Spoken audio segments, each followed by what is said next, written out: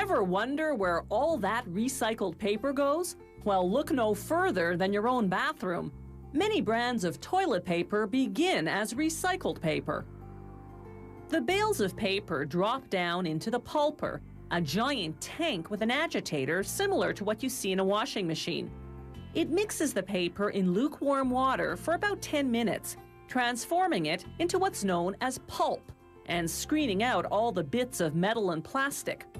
Now they have to take out the ink. The ink removal system injects the pulp with air. The ink particles attach to the air bubbles, which rise to the top. The system then skims off the foam, leaving the pulp ink-free. Next, the pulp passes through a series of rollers which squeeze out the water. This dries out the soggy pulp, enabling it to absorb the chemicals they'll use to bleach it. Revolving knives now chop it up again to prepare it for the bleaching process, the details of which are a closely guarded trade secret. The bleach turns the gray pulp a pure white. The company says it does this without using chlorine or other toxic chemicals. They spread the wet pulp onto a flat screen that runs through a hot dryer. In less than a second, the pulp dries into a delicate paper a mere 1/10 of a millimeter thick. Each spool holds 75 kilometers of paper. That spool now feeds a machine with rollers that emboss a pattern, in this case, a waffle print. The pattern isn't just aesthetic, it also makes the paper thicker and therefore more absorbent. Elsewhere in the factory, production is rolling, so to speak, with 2 strips of cardboard, each 8 centimeters wide.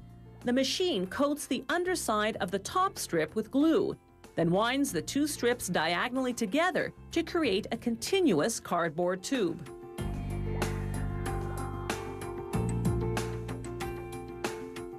The machine then cuts the tube into 165 centimeter lengths.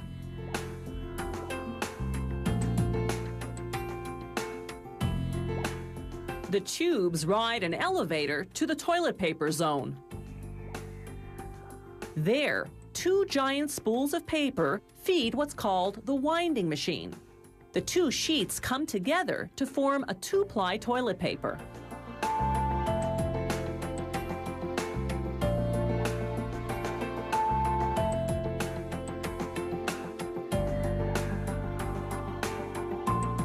The paper then winds onto a cardboard tube, creating a super wide roll of toilet paper. When the roll is full, a blade automatically cuts the paper and winding resumes on the next tube.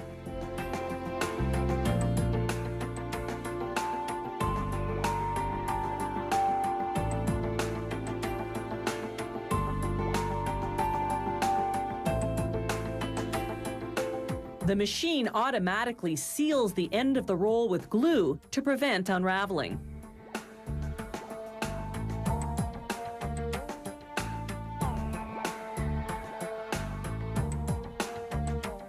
A circular saw slices the super-wide toilet paper roll into 16 standard rolls, each 10.2 centimeters wide.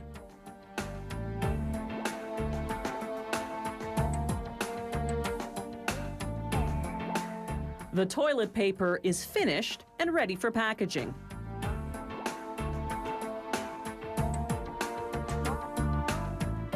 This batch is for commercial use. Each roll is individually wrapped in paper. Check out this slow-motion wrapping action.